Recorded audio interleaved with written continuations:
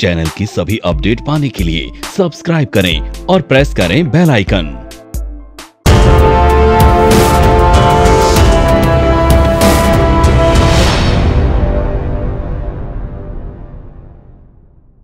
घर बैठे stock trader बने with IFMC Institute of Financial Market Courses. Join IFMC online programs to invest and trade successfully in stock market. Call 9870-510-511 or visit www.ifmcinstitute.com.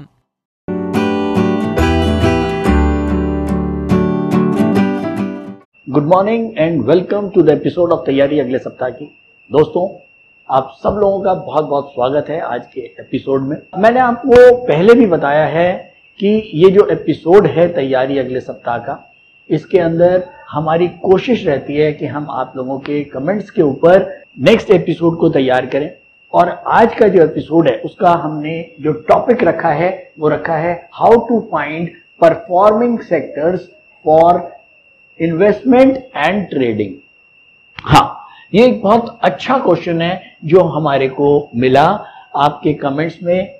कुछ लोगों ने पूछा कि आप सेक्टोरल किस तरह से एनालिसिस करते हैं, कौन से सेक्टर्स ऐसे हैं जो आगे परफॉर्मिंग होंगे, जो मार्केट को लीड करेंगे, तो उसके ऊपर कोई एपिसोड आप बनाइए। तो आज का एपिसोड हम बेसिकली सेक्टोरल एनालिसिस के ऊपर हमने रखा है, किस तरह से हम सेक्टर्स को चुनें जो आने वाले टाइम में परफॉर्मिंग होंगे और मार्केट को लीड करेंगे। दोस्तों, स्टॉक मार्केट में हर कुछ समय के बाद, हर 5 साल के बाद, हर 8 साल के बाद कुछ मेजर चेंजेस होते रहते हैं, चाहे वो गवर्नमेंट पॉलिसीज हों या वो ग्लोबल पॉलिसीज हों या कोई नेचुरल डिजास्टर हो। तो इस तरह से जब चीजें घटित होती जाती हैं तो उसमें गवर्नमेंट अपनी तरफ से बहुत सारी पॉलिसीज के अंदर चेंजेस करते हैं और उन चेंजेस की वजह से कुछ सेक्टर्स को एक अच्छा फायदा मिलना शुरू हो जाता है over a period of time, और कुछ सेक्टर्स को इसकी वजह से नुकसान होना शुरू हो जाता है। जैसे कि आज से करीब 15-20 साल पहले जब फ्री इकोनॉमी हम लोगों ने करी थी, उस समय ये हुआ था कि जो हम इंपोर्ट्स जो कर रहे थे उसके ऊपर हमने ड्यूटीज कम कर दी थी ताकि हमारे यहाँ पर बाहर की कंट्रीज के लोग आएं, वो अपना सामान बेच पाएं और वो कम कीमतों पर हमारी इन जो हिंदुस्तान के लोग हैं उनको बाहर की चीजें मिल पाएं, जिसकी वजह से कुछ जो हमारी डोमेस्टिक कंपनीज थी उनको बड़ा नुकसान हुआ, क्योंकि चाइना जैसे जो कंट्रीज हैं जो बहुत बड़ा प्रोडक्शन यूनिट है जिन लोगों का, जहां पर एक ही फैक्ट्री में अगर 50 करोड़ कोई पीस बनते हैं तो शायद हिंदुस्तान के अंदर 50,000 ही एक फैक्ट्री में बनते होंगे। तो बेसिकली क्योंकि वहां पर बहुत बड़ा प्रोडक्शन जाइंट है चाइना, और वहां से एक बड़ी जो प्रोडक्शन है वो बड़े उसमें होती है, तो उनकी कॉस्टिंग बहुत कम आती है, जिसकी वजह से वहां से हम लोग इंडिया में इंपोर्ट होना शुरू हुआ और बेसिकली हमारी जो डोमेस्टिक कंपनीज हैं उनको एक नुकसान देखना पड़ा over a period of time. अब हमने देखा कोविड आया, मोदी जी ने कहा कि नहीं, हमारे को आत्मनिर्भर बनना पड़ेगा भारत को, और उसके लिए बहुत सारी इंडस्ट्री को हमको भारत के अंदर ही प्रिपेयर करना है। इससे पहले अगर मैं देखूं पिछले 10-15 सालों में इंडिया जो है वो मैन्युफैक्चरिंग में बहुत पीछे चली गई, और बेसिकली मैन्युफैक्चरिंग की जगह इंडिया जो है वो सर्विस सेक्टर बन गई।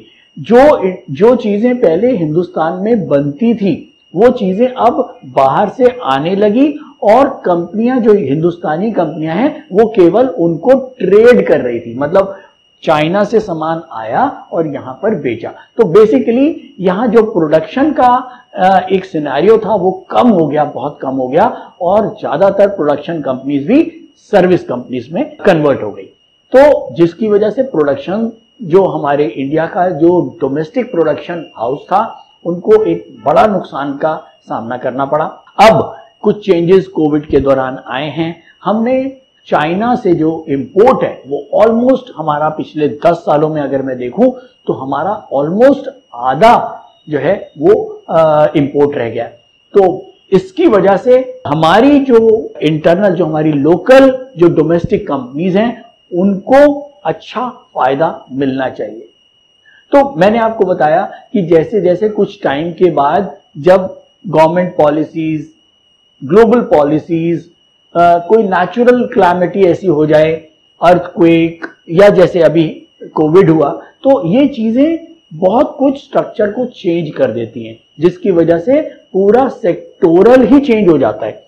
आपको याद होगा करीब 1995 में आईटी बूम आया था। ऐसे ऐसे stocks, Pentafour software, square D biotech, मुझे याद है कई सारी ऐसी कंपनियां जो 2-2, 3-3, 4-4 हजार रुपए का स्टॉक होता था, और वो 1999 और 2000 में करीब एक जबरदस्त जो बबल बस्ट हुआ और वो 5-5 रुपए के स्टॉक्स रह गए।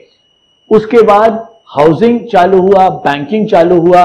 तो इस तरह से जो सेक्टर्स हैं वो हर 5-7 साल के बाद चेंज हो जाते हैं। तो हाँ, ये बहुत इंपॉर्टेंट डिस्कशन का पॉइंट है कि हम उन सेक्टर्स को कैसे चुने जो आगे परफॉर्मिंग हो सकते हैं। दोस्तों, मैं शायद पहले भी इस चीज को बता चुका हूं अपने सारे व्यूअर्स को, सारे सब्सक्राइबर्स को, बिगनर्स को, कि किस तरह से हमको मार्केट के अंदर रिसर्च के द्वारा हम कुछ अच्छे स्टॉक्स को भी निकाल सकते हैं और सेक्टर्स को भी निकाल सकते हैं। देखिए, अगर मुझे एक सेक्टर को चुनना है या मुझे सेक्टर चूज करना है कि कौन से सेक्टर अच्छे हैं, तो उसके 2 तरीके। शायद मैं एक एग्जांपल देता हूं, एक छोटी सी आपको बात बताता हूं, शायद आपको उससे जल्दी समझ में आएगा कि हमें किस तरह से सेक्टर को चुनना चाहिए। देखिए, अगर मैं किसी ऐसी जगह पे जाता हूं जो मेरे लिए बिल्कुल अननोन है, मान लो आप लोग डिफरेंट सिटीज में है, मैं आपकी सिटी में आया और वो सिटी मेरे लिए अननोन है, और अगर मुझे वहां पर कोई अच्छा रेस्टोरेंट देखना है और मैं एक मार्केट में गया जिसके अंदर कम से कम 10 रेस्टोरेंट्स लाइन से हैं, लेकिन मैं एक अननोन आदमी हूं, तो मुझे पता नहीं है कि वो 10 रेस्टोरेंट्स में कौन सा रेस्टोरेंट सबसे अच्छा है जहां मुझे खाना खाना चाहिए, जहां का फूड जो है वो इकोनॉमिकल भी हो, जहां का फूड अच्छा हो, हाइजीनिक हो। तो वो मुझे कैसे पता लगेगा उन 10 दुकानों में कि वहां पर किस दुकान का जो खाना है वो सबसे बढ़िया है, जहां मुझे जाना चाहिए। इसके बहुत सारे तरीके हो सकते हैं। एक तरीका ये हो सकता है, मैं हर रेस्टोरेंट में जाके उनकी किचन को चेक करूं, उनका खाना, जो प्रोडक्ट यूज कर रहे हैं, जो वो सामान यूज कर रहे हैं, जो किचन में काम हो रहा है, वो शेफ जो है वो किस क्वालिटी के हैं। इसके अलावा बहुत सारी चीजें जो मुझे रिसर्च करनी पड़ेंगी खाना खाने के लिए कि मैं कहां जाऊं। दूसरा तरीका, तो एक तरीका थोड़ा सा कम्बरसम जो मैंने अभी आपको बताया कि मुझे एक रिसर्च करनी पड़ेगी, सॉलिड रिसर्च करनी पड़ेगी कि कौन सा रेस्टोरेंट का खाना सबसे ज्यादा इकोनॉमिकल है, सेफ है, हाइजीनिक है, टेस्टी है, उसके शेफ कैसे हैं। दूसरा तरीका यह है कि मैं एक लाइन से 10 रेस्टोरेंट्स को देखूं और वहां ये चेक करूं कि सबसे ज्यादा रश कौन से रेस्टोरेंट में है। ऑब्वियसली मुझे 1 या 2 रेस्टोरेंट दिख जाएंगे कि जिनके अंदर सबसे ज्यादा रश है, जो इंडिकेट करेगा कि क्योंकि मैं नहीं जानता हूं कि इनमें से कौन सा रेस्टोरेंट सबसे बढ़िया है, तो शायद मुझे समझ में आ जाएगा कि ये पर्टिकुलर 2 रेस्टोरेंट जिनमें सबसे ज्यादा भीड़ है, इनका खाना बेटर है, और मैं सीधा वहां से जाके अपना खाना जो भी मेरे को लेना है मैं ले सकता हूं। तो ये चीज बताने का जो मकसद था वो यही था कि अगर हमें सेक्टोरल देखना है, एनालिसिस करना है, और मैं जानना चाहता हूं कि कौन से सेक्टर में मुझे आगे मेरी इन्वेस्टमेंट ग्रो हो सकती है, तो उसके लिए भी हम कुछ यही 2 तरीके हैं। पहला, फंडामेंटल रिसर्च, और पूरा उसके बाद रिसर्च एनालिसिस, पूरी एक रिसर्च रिपोर्ट। ये एक अलग टॉपिक है कि मैं हर सेक्टर के ऊपर ये रिसर्च करूं कि अभी जो पॉलिसीज चेंज हुई हैं उसका हर सेक्टर के ऊपर क्या क्या असर पड़ रहा है। उसके बाद मैं ये भी देखूंगा कि जो ग्लोबल सिनेरियो चेंज हो रहे हैं उनसे उन सेक्टर्स का क्या क्या फर्क पड़ रहा है, और उसके बाद एक रिसर्च रिपोर्ट तैयार होती है जिसके अंदर हम अलग अलग सेक्टर के ऊपर रिसर्च रिपोर्ट बनाते हैं और हम को ये आइडिया लगता है कि अब कौन कौन से आगे जो सेक्टर्स हैं वो परफॉर्म कर सकते हैं और कौन कौन से सेक्टर्स आगे परफॉर्म नहीं करेंगे। दोस्तों ये थोड़ा सा कम्बरसम है, मैं मानता हूं इसके अंदर बहुत टाइम टेकिंग है और आपको बहुत सारा पढ़ना पड़ेगा। पढ़ने के साथ साथ केवल फंडामेंटल एनालिसिस और रिसर्च एनालिसिस करने से भी ये चीज आप एंड तक नहीं जा पाएंगे, क्योंकि फंडामेंटल एनालिसिस और रिसर्च एनालिसिस इसकी शुरुआत है, इसका एंड नहीं है। तो बेसिकली ये एक बहुत बड़ा टॉपिक है और इसको पढ़ने के लिए आपको प्रॉपर टाइम देना पड़ेगा। इसके साथ साथ दूसरा तरीका है कि मैं ये चेक करूं कि कौन कौन से ज्यादा स्टॉक, कौन से स्टॉक्स जो हैं वो किस सेक्टर के ज्यादा जो है वो प्राइस वाइज आगे भाग रहे हैं। अगर बैंकिंग के स्टॉक्स ज्यादा भाग रहे हैं और ऑयल सेक्टर के स्टॉक्स कम भाग रहे हैं तो इंप्लाइड है कि जो बैंकिंग सेक्टर में पैसा ज्यादा आ रहा है, ज्यादा से ज्यादा जो लोग हैं उनका जो रुझान है वो बैंकिंग की तरफ है।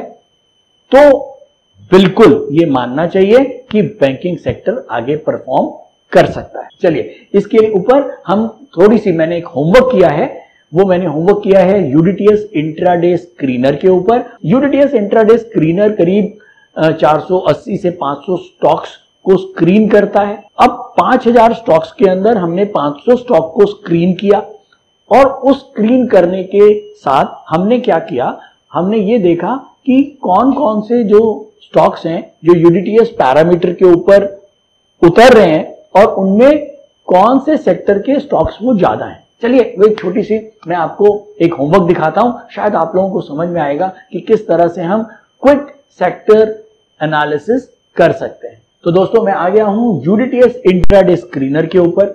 यूडीटीएस इंट्राडे स्क्रीनर में हमको बुलिश और बेयरिश स्टॉक्स देखने को मिलते हैं, ये आप सबको पता है। तो चलिए हम एक कोशिश करते हैं, हम अप स्टॉक्स के ऊपर जाते हैं, वो स्टॉक्स जो अप हैं। ये स्टॉक्स हैं जो यूडीटीएस इंट्राडे स्क्रीनर के ऊपर मंथली, वीकली और डेली के ऊपर अप हैं और ये मैं देखने की कोशिश करता हूं। अगर आप ये देखें, Hexaware, IndiGo, AU bank, Phillips Carbon, CUB, Blue Dart, Century Ply, Welspun, Lal Path, CRISIL, Kansai Nerolac, Tata Elxsi, Welcorp, Himatsingka Seide, Astral, Adani Transmission, Nifty 50, HDFC bank और ये करीब बहुत सारे स्टॉक्स हैं।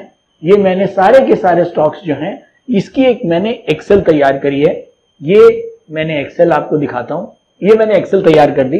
अब इस एक्सेल के अंदर जो जो स्टॉक्स चल रहे हैं वो, जैसे पावर सेक्टर के अंदर मैंने यहां पर मार्क कर दिया, पावर सेक्टर के अंदर 2 स्टॉक्स हमारे चले हैं, जेएसडब्ल्यू एनर्जी और अडानी ट्रांसमिशन। इसके बाद ऑटो के अंदर 3 स्टॉक्स हैं, ये मैंने यहां 2, पावर में 2 आ रहे हैं, ये मैंने यहां मार्क कर दिए। ऑटो सेक्टर में अशोक लेलैंड, टाटा मोटर, मारुति, ये 3 स्टॉक्स आ रहे हैं। उसके बाद बैंकिंग में 1 2 3 4 5 6 करीब 6 स्टॉक्स आ रहे हैं और ये बैंकिंग के अंदर आईडीएफसी फर्स्ट, एयू बैंक, सीयूबी, एचडीएफसी, आईसीआई, इंडसइंड और इस तरह से मैंने करीब 1 2 3 4 5 6 7 8 9 10 11 12 13 14 15 16 17 करीब 17 सेक्टर्स मैंने मार्क कर दिए और उन 17 सेक्टर्स के अंदर मैंने स्टॉक्स लिख दिए जो बढ़ रहे हैं, जो राइजिंग स्टॉक्स हैं। राइजिंग स्टॉक्स का मतलब हो गया कि वो प्राइस वाइज राइज हो रहे हैं, इसका मतलब उनके अंदर डिमांड है। तो अब मुझे इस एक्सेल से ये पता लग गया कि यहां पर आईटी के अंदर 10 स्टॉक्स हैं जो सबसे ज्यादा आगे की तरफ भाग रहे हैं। तो यानी कि मैंने इसको नंबर 1 पे मार्क कर लिया। तो आईटी मेरे हिसाब से नंबर 1 हो गया, फर्स्ट सेक्टर हो गया जो सबसे ज्यादा बुलिश है। उसके बाद मुझे यहां देखने को मिल रहा है नंबर 2 पे मेडिकल सर्विसेज। मेडिकल सर्विसेज के अंदर करीब 8 स्टॉक्स हैं। पहला नंबर 10 स्टॉक्स का था आईटी का, मेडिकल सर्विसेज का में 8 स्टॉक्स हैं जो सबसे तेज भाग रहे हैं। आप समझिए करीब 480 स्टॉक्स को स्क्रीन करने के बाद मेडिकल सर्विसेज में का जो सेक्टर है उसमें 8 स्टॉक्स जो हैं वो तेजी से भाग रहे हैं। आईटी के अंदर 10 स्टॉक्स जो हैं वो तेजी से भाग रहे हैं। तो हमारा फर्स्ट जो सेक्टर हो गया वो आईटी हो गया, सेकंड सेक्टर हमारा मेडिकल सर्विसेज हो गया। इसके बाद मैं अगर देखूं 10, 8 ये फर्स्ट, ये सेकंड, और उसके बाद ये है फाइनेंशियल सर्विसेज। फाइनेंशियल सर्विसेज में करीब 7 स्टॉक्स हैं जो यूडीटीएस इंट्राडे स्क्रीनर के अंदर बुलिश पैरामीटर्स में हैं, जैसे कि इसमें है Aavas, Canfin, Bajaj fin finance, LIC housing, Muthoot, Repco और पीएनबी हाउसिंग। तो हमारा थर्ड नंबर जो है वो हो गया फाइनेंशियल सर्विसेज। अगर मैं चौथा नंबर देखूं तो वो सीमेंट का है। सीमेंट के अंदर करीब 6 स्टॉक्स हैं। जो फोर्थ है वो आ गया हमारा सीमेंट। तो इस तरह से हम सेक्टर वाइज क्विक एनालिसिस कर सकते हैं कि कौन कौन से सेक्टर्स ऐसे हैं जिनके अंदर मार्केट के अंदर ज्यादा बाइंग है, लोग ज्यादा उनकी तरफ जा रहे हैं। अब मैं यहां देखूं कि एल्यूमिनियम और एग्रीकल्चर में जो है वो केवल एग्रीकल्चर में 2 स्टॉक है, एल्यूमिनियम में 1 स्टॉक है जो तेजी की तरफ निकला हुआ है, और केमिकल्स के अंदर 2 स्टॉक्स हैं जो तेजी की तरफ निकले हुए हैं। ये इंडिकेट करते हैं कि हाँ, बाजार तेज हुआ तो कुछ सेक्टर के कुछ स्टॉक बढ़ेंगे, लेकिन पूरा सेक्टर नहीं बढ़ेगा। पूरा सेक्टर जब बढ़ेगा जब ओवरऑल बाइंग उस सेक्टर के ज्यादा से ज्यादा स्टॉक्स के अंदर होती है। तो बेसिकली जैसे मैंने आपको रेस्टोरेंट का एग्जांपल दिया कि एक रेस्टोरेंट जहां पर ज्यादा से ज्यादा लोग बैठे हुए हैं, हम ये मान के चलते हैं कि वो 10 रेस्टोरेंट्स के अंदर वो एक रेस्टोरेंट जिसके अंदर ज्यादा भीड़ है वो बेटर होगा। तो सेम वे यहां पर भी, क्योंकि आईटी के अंदर करीब 10 स्टॉक्स तेजी में बनाए हुए हैं, उसके बाद मेडिकल सर्विसेज में 8 स्टॉक तेजी बनाए हुए हैं, तो ये टॉप 2 सेक्टर्स मैं यहां पर मार्क कर सकता हूं, आईटी और मेडिकल सर्विसेज। तो दोस्तों यूडीटीएस इंट्राडे स्क्रीनर के थ्रू हम स्टॉक्स को तो छांट ही सकते हैं कि कौन से बुलिश और कौन से बेयरिश स्टॉक्स हैं।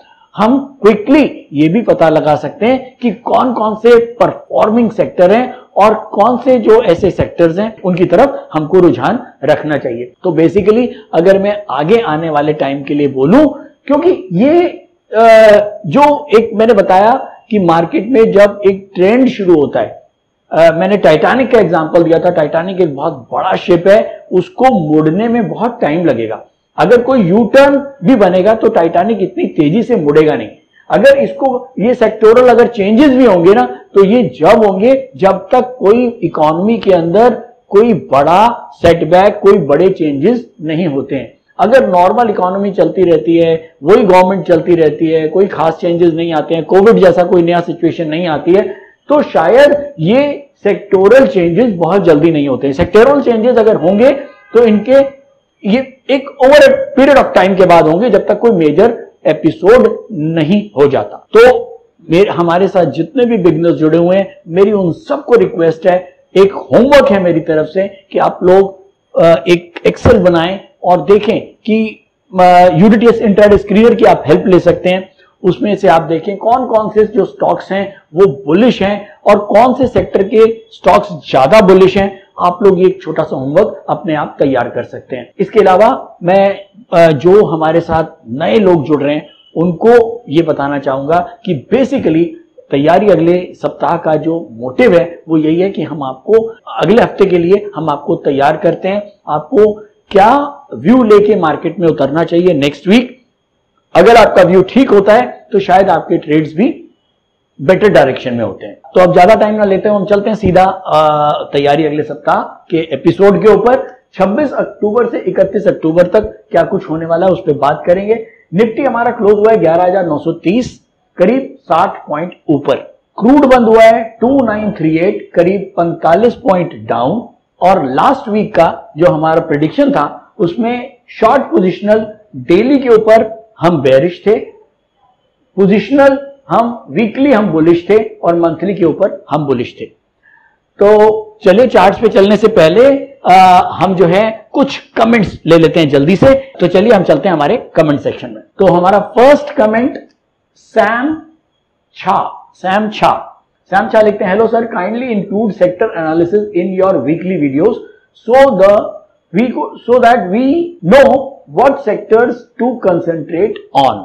सैम छा, हमने आपकी बात को सुनते हुए आज का एपिसोड बनाया है। Thank you for the suggestion. और इस तरह के सजेशंस जब आप लोग लिखते हैं तो बहुत लोगों का फायदा होता है।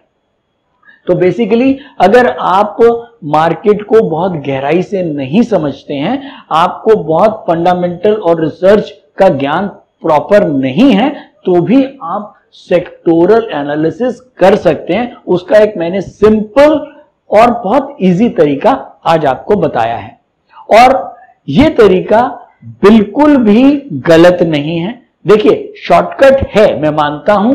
दो तरीके हैं, मुझे अपना डेस्टिनेशन को पता है और मुझे डेस्टिनेशन पे पहुंचना है। एक लॉन्ग तरीका है और एक शॉर्ट तरीका है। मैं मानता हूं शॉर्ट तरीका जो है वो इतना वैसा नहीं है कि हमको प्रॉपर जैसे फंडामेंटल रिसर्च और रिसर्च के बाद ही सेक्टर के ऊपर एनालिसिस कर पाए, लेकिन हाँ, ये तरीका भी इक्वली गुड है। आप क्विकली जो है वो सेक्टर एनालिसिस कर सकते हैं, और इस समय अगर आप किसी भी एनालिस्ट से पूछेंगे तो वो आपको टॉप सेक्टर्स वही बताएगा जो हमने आपको इस एनालिसिस के जरिए बताए हैं। तो thank you Sam, thank you so much. Sanchit Bhandari, hello sir, huge fan of your teaching, both of you guys are superb, cause of you guy I am able to make some profit in intraday trading, that too in few weeks. Thank you संचित, thank you so much। और यहाँ पर Puneet sir की भी बात कर रहे हैं ये, I am new to stock market and I took advanced trading course from IFMC. The best part of the course is technical analysis and UDTS. Thank you so much संचित। आपको अगर हमारा कोर्स जरा भी फायदा करता है तो हम लोग को लगता है कि शायद हमारी मेहनत, हमारी पूरी टीम की मेहनत वो एक किसी काम आई है। और बेसिकली जो यूडीटीएस है वो बिल्कुल डिफरेंट टेक्निक है ऑल ओवर वर्ल्ड। ये केवल जो यूडीटीएस है वो केवल आईएफएमसी ने ही बनाया है, आईएफएमसी का कॉपीराइट है, और हमारा जो टेक्निकल एनालिसिस कोर्स है वो भी यूडीटीएस के ऊपर बेस्ड है। बेसिकली टेक्निकल, मैं पहले बता चुका हूं कि टेक्निकल एनालिसिस को पढ़ना बहुत आसान है, लेकिन टेक्निकल एनालिसिस को समझकर उसको अप्लाई करना ये बहुत मुश्किल, जो शायद केवल और केवल आईएफएमसी ही सिखाता है। सईद खान लिखते हैं, सर आप बहुत ही जबरदस्त पढ़ा रहे हैं, लेकिन अगर आप पोजिशनल और शॉर्ट पोजिशनल पर एक या दो वीडियो डिटेल से बनाएं तो बहुत बेहतर होगा। सईद जी, मैं पहले भी आपको बता चुका हूं, शॉर्ट पोजिशनल, लॉन्ग पोजिशनल्स को हम वीडियो में या एक दिन में बताना बहुत मुश्किल होता है। सेम स्ट्रैटेजी जो हम आपको इंट्राडे पे बताते हैं वो आप पोजिशनल पे ट्राई कर सकते हैं, और पोजिशनल के ऊपर पूरा वीडियो मैंने जो है वो 2 हफ्ते पहले पूरा पोजिशनल के ऊपर ही वीडियो बनाया था, आप उसको बैक में जाके देख सकते हैं। मिस्टर विजय राव वारकर लिखते हैं, sir you are saying biggest trading, suppose market open 250 to 270 from 9:15 से 12 o'clock, when I am buying at 12 o'clock with 270 rupees, that time market is moving downward direction to 250 again। Vijay ji, मैं बता चुका हूं, मेरे ख्याल में शायद आपने यूनि डायरेक्शनल ट्रेड स्ट्रैटेजी को नहीं पढ़ा है। आप इसको ऑनलाइन इसका कोर्स बाय करके पढ़िए, आपको इसका जवाब मिल जाएगा, क्योंकि बेसिकली यूट्यूब के ऊपर हमारा इतना टाइम नहीं हो पाता कि हम आपको प्रॉपरली समझा पाए। तो मेरी रिक्वेस्ट होगी, यूनि डायरेक्शनल ट्रेड स्ट्रैटेजी जो हमने कंप्लीट कोर्स बना रखा है उसको आप ऑनलाइन बाय करें और आप उसको कंप्लीटली समझें, आपको समझ में आ जाएगा आपको जवाब। क्योंकि इस समय ये थोड़ा सा लेंदी हो जाएगा मुझे समझाना, तो बेटर होगा, मैं आपको रिक्वेस्ट करूंगा कि आप ऑनलाइन कोर्स में जो है रजिस्टर करें। कुमार गौतम लिखते हैं, how to analyse this situation if in a daily chart the last 3 candles are red and the 4th recent candle is green and above the opening price of third candle, what will be the trend? Obviously upward trend होगा। अगर 3 red candles लगातार बनती आ रही हैं और आखिरी green candle जो है वो प्रीवियस रेड कैंडल के ऊपर क्लोज हो जाती है, यानी कि अगर ये रेड कैंडल है और उसके ऊपर ये ग्रीन कैंडल क्लोज हो जाती है तो ट्रेंड अपवर्ड हो जाएगा। ठीक है सर, तो आपको भी रिक्वेस्ट करूंगा, आपको भी शायद आप YouTube से देख के ये कर रहे हैं, तो आपको रिक्वेस्ट करूंगा यूडीटीएस का जो ऑनलाइन कोर्स है 5-6-7 घंटे का कोर्स है, आप जल्दी से देख लेंगे और आपको उसमें बेटर वे में समझ पाएंगे कि किस तरह से हमको मार्केट में ट्रेड लेना चाहिए और इसके साथ साथ उसके अंदर करीब 9 स्ट्रैटेजीज और हैं जो आपको बहुत हेल्प करेंगी आपकी ट्रेडिंग में। तो ट्रेडिंग करनी है तो प्रॉपर समझ के, प्रॉपर लर्न करके उसके बाद ही ट्रेड करें। मिस्टर आकाश लिखते हैं, सर मैं आपको अपना गुरु मानता हूं, आपकी यूडीटीएस स्ट्रैटेजी से मैंने मार्केट की लैंग्वेज को समझा है कि मार्केट में कैसे काम किया जाता है। सर मैंने यूडीटीएस से पेपर ट्रेड और मार्केट में काम किया है। अगर मैंने 10 ट्रेड किए तो मेरा रिजल्ट 9 में से 10, 8 में से 10 और 7 में से 10 रहा है। वेरी गुड आकाश। सर मैं आपसे मार्केट को और समझना चाहता हूं। सर मेरी रिक्वेस्ट को एक्सेप्ट करना, मेरा नंबर सो एंड सो। आकाश जी बिल्कुल, हमारे नंबर्स आपके लिए खुले हैं, आप कॉल कर सकते हैं और आपका कोई डाउट हो तो वो हम भी क्लियर करेंगे। नंबर्स हमारी वेबसाइट पे दिए हुए हैं। और थैंक यू सो मच आकाश। तो कमेंट सेक्शन के बाद अब हम सीधा चलते हैं पिछले वीक मार्केट में कैसा हुआ। हमने जो प्रेडिक्शंस दिए थे, हमने जो लेवल्स दिए थे, उनको मार्केट ने कितना सम्मान दिया। तो चलिए ये चार्ट्स मैंने लगा दिए हैं। तो यहां पर मैंने मार्क कर दिया है, मंथली सपोर्ट है 11,052 का, वीकली सपोर्ट है 11,487 का। ये 2 लेवल्स मैंने आपको लिखवाए थे, हमारे सपोर्ट लेवल थे मंथली और वीकली। डेली के ऊपर हम बेरिश थे और इसका जो रेजिस्टेंस लेवल था वो था 12,023, 12,023 का हमारा रेजिस्टेंस लेवल था। ये जो कैंडल है ये है हमारी फ्राइडे की, ये कैंडल थर्सडे की, ये कैंडल वेडनेसडे की, ये कैंडल ट्यूसडे की और ये कैंडल है मेरी मंडे की। अब अगर मैं मंडे को देखूं, हम फ्राइडे को यहां पर बंद हुए, इस कैंडल के ऊपर हमारा क्लोज था 11,727, इस कैंडल के ऊपर हमारा क्लोज था 11,727। और मैंने लास्ट वीक आपको बताया था कि मार्केट का जो ट्रेंड है वो बिल्कुल अपवर्ड है। और आप देखें मंडे को मार्केट ऊपर ही खुला और पूरे हफ्ते मार्केट एक रेंज में घूमा, लेकिन अपवर्ड बायस्ड के साथ। मैं इसको यहां से मिटाता हूं ताकि आपको क्लियर नजर आए। ये देखिए मार्केट ने ओवरऑल बुलिश ट्रेंड ही लिया और मार्केट हमारे रेजिस्टेंस, जो हमारा डेली रेजिस्टेंस था, उसके नीचे ही बंद हुई है। लेकिन अगर आप ध्यान से देखें तो मैं एक चीज आपको और दिखाना चाहूंगा कि ये जो हमारी फ्राइडे थर्सडे, जो वेडनेसडे की कैंडल अगर आप देखें बड़े ध्यान से, वेडनेसडे को हाई जो है वो एग्जैक्ट हमारे रेजिस्टेंस का बना, यानी कि 12,023 का। अगर आप देखें तो 12,023 ने एक अच्छा रोल प्ले किया रेजिस्टेंस का और वहां पर मार्केट को टच करके मार्केट वापस 11,930 के ऊपर आके बंद हुई है। तो ओवरऑल मार्केट में जो हमारी प्रेडिक्शन थी वो परफेक्ट थी। ओवरऑल मार्केट बुलिश ही रहा। और अगर आप बाय करके सेल कर रहे हैं तो आपको प्रॉफिटेबल अपॉर्चुनिटीज आपको ऑब्वियसली ज्यादा मिली होगी। तो चलिए अब हम सीधा चलते हैं न्यूज एनालिसिस के ऊपर और एक व्यू क्रिएट करने की कोशिश करेंगे नेक्स्ट वीक के लिए। जो लोग नए हैं उनको एक बार फिर से बता देता हूं कि अभी हम यहां पर नेक्स्ट वीक के लिए 2 किस्म के व्यू क्रिएट करेंगे। एक न्यूज एनालिसिस के थ्रू व्यू क्रिएट होगा और एक टेक्निकल एनालिसिस के थ्रू व्यू क्रिएट होगा। और लास्ट में हम दोनों व्यूज को क्लब करते हुए कुछ कंक्लूजन पे नेक्स्ट वीक के लिए पहुंचने की कोशिश करेंगे। तो अगर मैं डाटा और इवेंट की बात करूं तो प्रिवेलिंग सेंटिमेंट्स आपको सब पता है कि ये वो सेंटिमेंट्स हैं जो पुराने चले आ रहे हैं, डोमेस्टिक और ग्लोबल।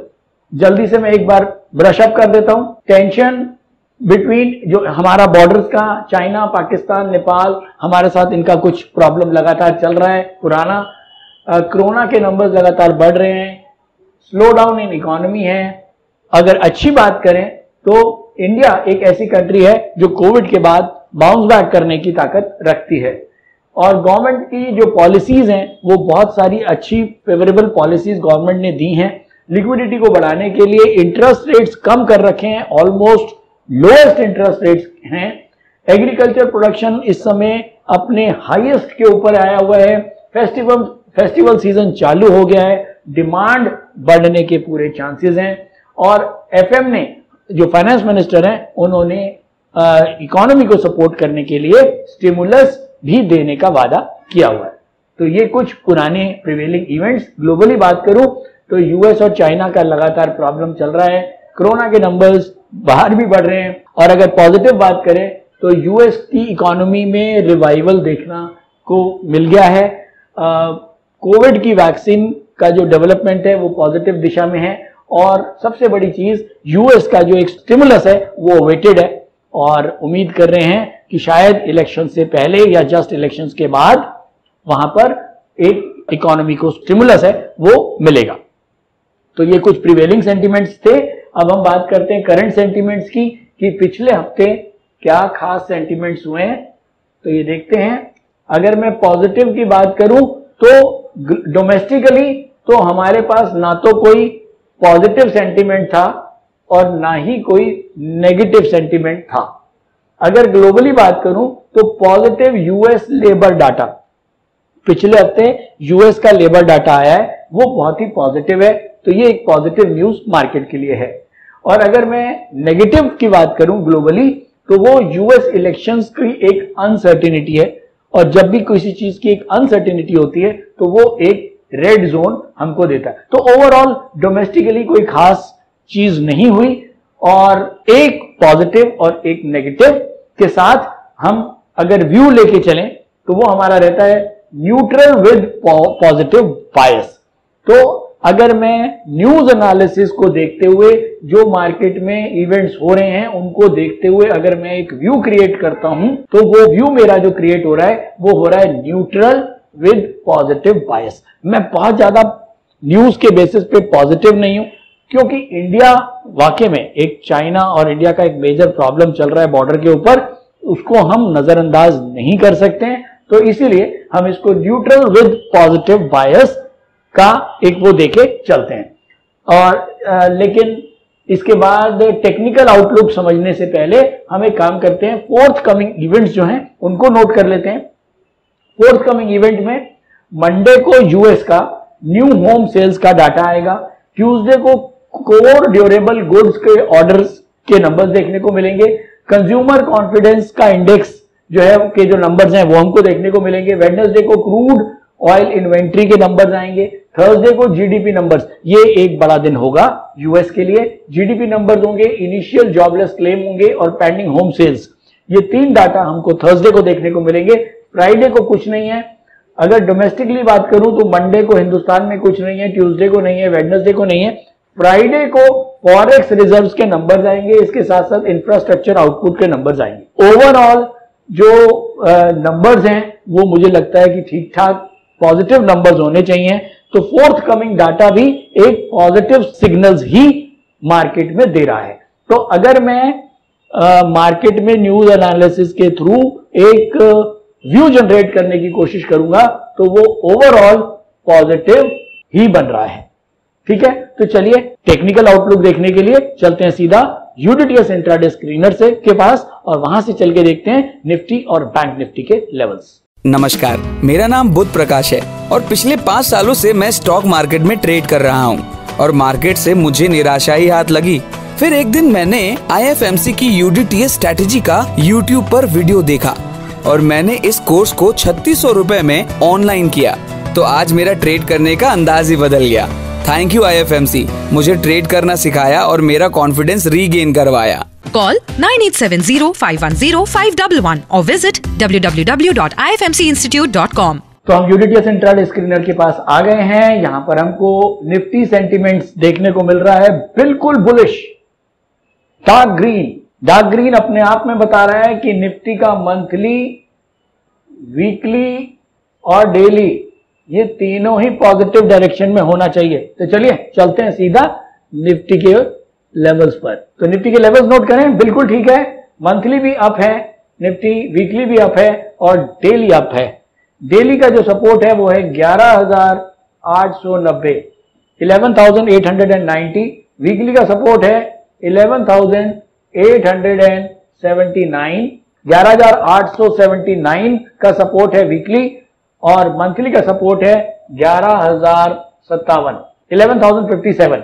यहां पर एक बहुत इंटरेस्टिंग चीज देखने को मिल रही है कि वीकली सपोर्ट और डेली सपोर्ट आपस में बहुत क्लोज है, केवल 11 पॉइंट का डिफरेंस है, और उसके नीचे सीधा 11,057 यानी कि करीब 900 पॉइंट का डिफरेंस मंथली और वीकली के सपोर्ट्स में जो डिफरेंस है।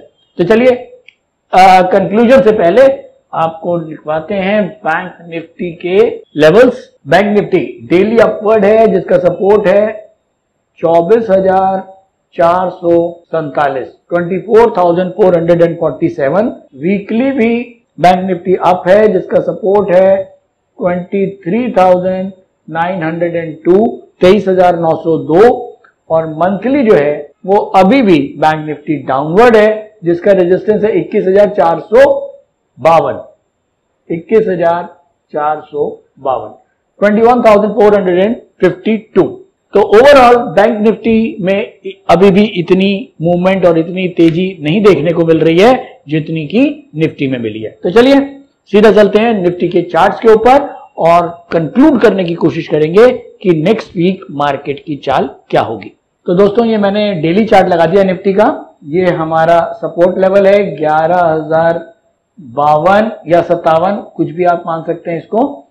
उसके बाद वीकली सपोर्ट ये 11,872 और डेली सपोर्ट है 11,890। ये दो सपोर्ट्स और एक मंथली सपोर्ट। मार्केट हमारा बंद हुआ 11,930 पे। 11,930 के नीचे दो सपोर्ट नजर आ रहे हैं 11,890 और 11,872।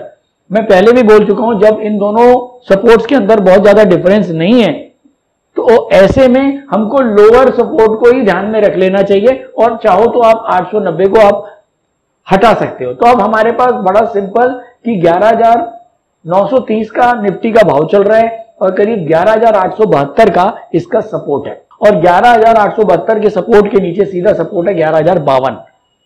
अब इन दोनों के बीच में डिफरेंस बहुत ज्यादा है तो हमें बहुत ध्यान रखना है पहली चीज कि हमको सेलिंग का सौदा नहीं करना, नंबर 1। केवल बाइंग का सौदा ही करना है। अगर बाइंग का सौदा करना है तो उसमें कंडीशन ये होगी कि 11,872 के ऊपर ही करना है। 11,872 के नीचे अगर मार्केट क्लोज कहीं हो रही है तो उस समय बाइंग के सौदे को अवॉइड करें।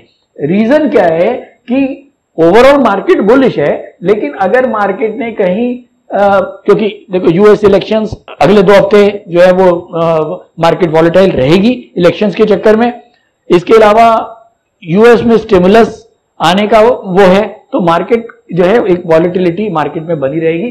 तो ऐसे में अगर मार्केट में कहीं नीचे की तरफ भी फॉल आया तो आपको क्या होगा, यहां से अगर गिरना शुरू हुआ और अगर 300-400 पॉइंट भी मार्केट में कहीं एक फॉल बना तो शायद आप घबरा जाओगे और आपकी पोजीशन कट जाएगी और आपको नुकसान लेना पड़ेगा। तो इसलिए अच्छा यही है कि हम 11,872 का सपोर्ट लेके ही काम करें।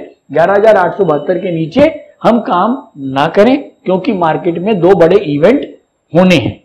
तो ओवरऑल मार्केट बुलिश है, कोई खतरा अभी नहीं मार्केट में दिख रहा। अगर कहीं थोड़ा बहुत नीचे मंदा आता भी है तो वो एक रिट्रेसमेंट होगी और वापस मार्केट को ऊपर ले जाने का वो रहेगा। ओवरऑल अगर मैं देखूं तो मंथली, वीकली, डेली तीनों बुलिश हैं। बहुत दिनों के बाद ऐसे सीक्वेंसेस बनते हैं जब तीनों ही बुलिश बनते हैं। आपने देखा होगा इससे पहले भी लास्ट टू लास्ट वीक भी मार्केट में मंथली, वीकली, डेली बुलिश बना था। तो जब इस तरह की सिचुएशंस बनती हैं तो मार्केट में ओवरऑल टेक्निकल्स बहुत ज्यादा बुलिश होते हैं। तो आज के लिए इतना ही। जो भी काम करें with support, with stop loss करें और अगला हफ्ता अच्छा खासा वॉलेटाइल रहेगा और एंजॉय करें मार्केट को। लेकिन जाते जाते इतना जरूर कहूंगा कि जो आज मैंने आपको बताया है कि किस तरह से हमको सेक्टोरल एनालिसिस करना चाहिए उसका होमवर्क जरूर करें। बहुत बढ़िया तरीका है, सिंपल तरीका है। हम स्टॉक्स की मूवमेंट से एक सेक्टर का आइडिया लगा सकते हैं कि कौन से सेक्टर्स ऐसे हैं जो अभी परफॉर्म कर रहे हैं और आगे परफॉर्म करेंगे। नॉर्मली जब पूरा सेक्टर परफॉर्म करता है तो वो इतनी जल्दी, मैंने बताया कि वो इतनी जल्दी यू टर्न नहीं लेता जब तक कि कोई मेजर चेंजेस नहीं हो जाते। तो आज हमने जो डिस्कस किया उसमें अभी तक 2 सेक्टर्स अच्छे चल रहे हैं जिसमें आईटी और मेडिकल सर्विसेज हैं। इन दोनों सेक्टर्स के ऊपर ध्यान रखें। इन सेक्टर्स में जो अच्छे स्टॉक्स हैं, जो फंडामेंटली अच्छे स्टॉक्स हैं, इसके अलावा जो प्राइस वाइज राइजिंग है यानी कि टेक्निकली भी गुड है, टेक्निकली स्टॉक्स वही गुड होंगे जो प्राइस से भी बढ़ रहे होंगे और उनके अंदर अपनी ताकत भी बहुत होगी। तो ऐसे स्टॉक्स को चुनें लंबे इन्वेस्टमेंट्स के लिए या ट्रेडिंग के लिए। थैंक यू दोस्तों, thank you so much. Online course by IFMC, best e learning platform. हमारे ऑनलाइन कोर्सेज को आप 1 by 1 और कॉम्बो पैक दोनों तरह से ले सकते हैं, जिसके लिए आपको हमारी वेबसाइट www.ifmcinstitute.com पर लॉगिन करना होगा, जहां पर आप कॉम्बो पैक कोर्सेज का बेनिफिट ले सकते हैं, जिनको हमने 3 कैटेगरी में डिवाइड किया है। 1 quick trader, 2 stock market for traders, 3 stock market for professionals.